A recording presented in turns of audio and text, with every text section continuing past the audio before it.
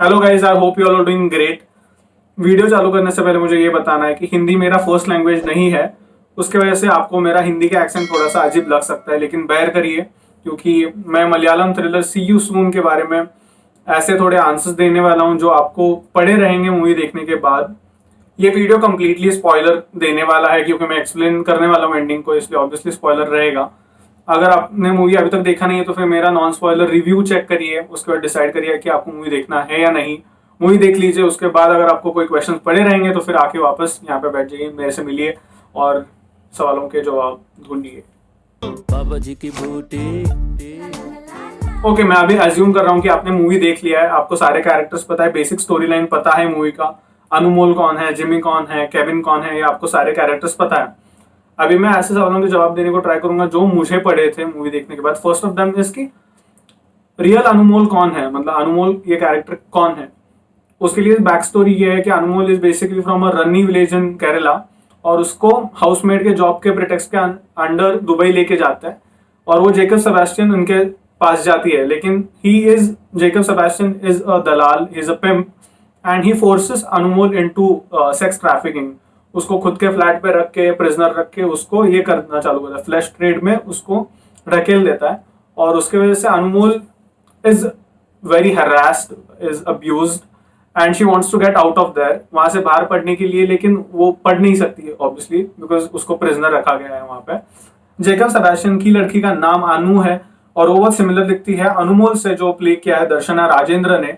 इस कोइंसिडेंस का यूज करके दर्शना राजेंद्र पूरा एक फेक आईडी बना के, पूरा अपना फेक बैक स्टोरी बता के जिमी को इन अ वे फंसाती है। अब वो किस चीज के लिए करती है वो अलग ही बात है, लेकिन उसको ऑब्वियसली वो झूठ बोल के एक स्टोरी में वैप करती है।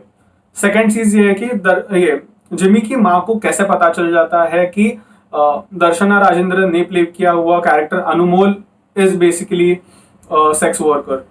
ये इसके वजह से है कि कॉल रिकॉर्डिंग्स में अनु के लास्ट कॉल रिकॉर्ड रहता है अनमोल का उसकी जिमी की माँ को, और बाहर निकलने से पहले जिमी की माँ को वो कांटेक्ट करके अपनी पूरी सच्चाई बता देती है कि उसके साथ क्या क्या हुआ है और वो क्यों अभी बाहर जा रही है, सो दैट जिमी को कुछ ना कुछ कहीं से तो पता चल जाए कि क्या हुआ था उसके साथ। ऐसे रैंडमली अनमोल भाग गई ऐसा उसको ना लगे, इसलिए बैक स्टोरी उसको पता रहनी चाहिए उसके साथ क्या हुआ है, और वो पैसे वगैरह लौटा देगी, ये उसकी माँ को वो कांटेक्ट करके बता देती है। उसको पासपोर्ट खुद के कैसे वापस मिले, जो जेकब सेबेस्टियन है, एक सीन में दिखाया गया है कि वो लैपटॉप पे डॉक्यूमेंट्स फोर्ज कर रहे हैं, मतलब सारे पासपोर्ट्स वगैरह सबसे लेके वो अलग झूठे डॉक्यूमेंट्स अपने लैपटॉप पे बना रहे हैं। उसमें सेंसिटिव ये इन्फॉर्मेशन रहता है, और अनु भागने से पहले वो लैपटॉप चोरी कर लेती है, लैपटॉप खुद के साथ लेके आ जाती है। और उसके बाद जब वो जेकब सेबेस्टियन को कांटेक्ट करती है कि ये आप लैपटॉप ले लो और मेरे सारे डॉक्यूमेंट्स वापस दे दो, ये एक्सचेंज हो जाता है और उसको खुद के पासपोर्ट और डॉक्यूमेंट्स वापस मिल जाते हैं। मूवी के एंडिंग में क्या होता है, क्या जिमी और अनमोल मिलते हैं? अब ये मूवी ने डायरेक्टली आंसर अपने क्वेश्चन को किया नहीं है, क्योंकि जब जिमी भागता रहता है मतलब ये एयरपोर्ट पे अनमोल को मिलने के लिए, ट्राई करने के लिए, एक ही एयरपोर्ट पे रहता है, लेकिन जब तक वो वहां पे जाता है तब तक अनमोल का फ्लाइट टेक ऑफ किया रहता है। लेकिन मूवी में ऐसा दिखा है कि वो स्माइल करता है भागने के बाद, वहां पे पहुंचने के बाद उसको रियलाइज होता है कि अभी भी उसको अनमोल के लिए फीलिंग्स है, even though everything happened, even though she basically like to him into a relationship, उसको अभी तक उसके लिए फीलिंग्स है जेन्युइन वाली। इसलिए वो रियलाइज करने के बाद स्माइल करता है और उसको बोलता है कि मेरे को नंबर दे दे। इसलिए ऑब्वियसली मूवी के बाद आगे जाके वो उसको कांटेक्ट करेगा, बात करेगा, और होपफुली उनका कुछ तो सेटिंग हो जाए, किसी का तो हो जाए। अब जो एक मेजर लूपहोल मुझे पूरे स्टोरी में लगा वो ये है कि अनमोल एक दिन मतलब थोड़ा मार वगैरह खाने के बाद, सैडली अनफॉर्चुनेटली, जिमी को बोलते कि मेरे को आके पिकअप कर ले और अपन यहाँ से निकलेंगे, तो मेरे को यहाँ से लेके चला जा। वो ये चीज पहले क्यों नहीं करती? अगर उसका वहां से निकलना इतना रिलेटिवली इजी है कि वो वहां से चलते खुद से निकल जाए, वो जिमी वहां पे जाके ऐसा नहीं है कि 15 गुंडों को मार के उसको उठा के भाग के लेके जाता है, ऐसा कुछ नहीं है। वो जाके बस उसको पिकअप करके आ जाता है। अगर उसके मतलब जो प्रिजन वाले फ्लैट से निकलना इज ईजी, मतलब वो खुद चल के अगर बाहर आ सकती है, तो फिर वो पहले ही बाहर आके पुलिस के पास क्यों नहीं जाएगी? वो जिमी को आके उसको पिकअप करने के लिए क्यों रुकेगी इतना टाइम? अगर इतना वो अब्यूज फेस कर रही है तो फिर हर first action should have been to go to a police station and file a case, file an FIR and stuff like that, लेकिन वो क्या करती है, जिमी के पास आके रह लेती है।